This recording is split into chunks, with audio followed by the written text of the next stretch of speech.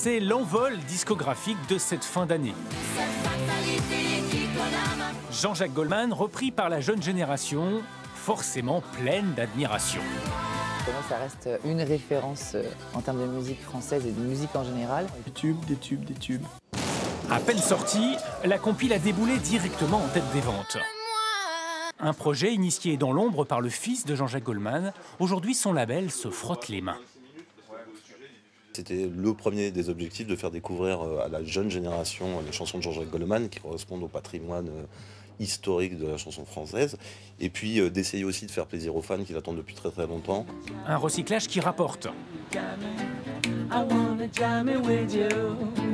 Noah qui reprend Marley, Cabrel qui se frotte à Dylan. Ces derniers mois, les albums hommages vont même jusqu'à se faire concurrence.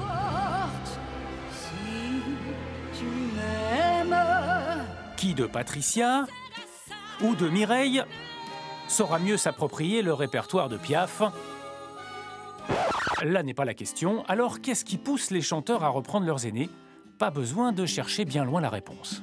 Je trouvais que mon inspiration était dans un creux, donc je me suis dit, tiens, j'ai ouvert un gros bouquin comme ça de chansons traduites de Bob Dylan, et j'ai pioché dedans. Il pleut sur Nantes. Ne pas croire pour autant que la reprise est un exercice aisé.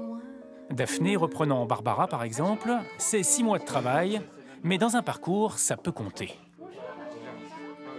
Dans la carrière d'un artiste, il arrive un moment où il est bon pour lui aussi de se poser un petit instant, de ne pas écrire de nouvelles chansons, d'interpréter d'autres titres qui ne sont pas forcément de son répertoire, parce que c'est aussi la possibilité souvent d'une ouverture vers autre chose.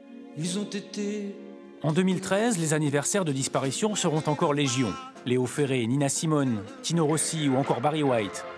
La production d'albums hommages ne devrait donc pas mollir, surtout si désormais elles se mettent aussi à célébrer les vivants.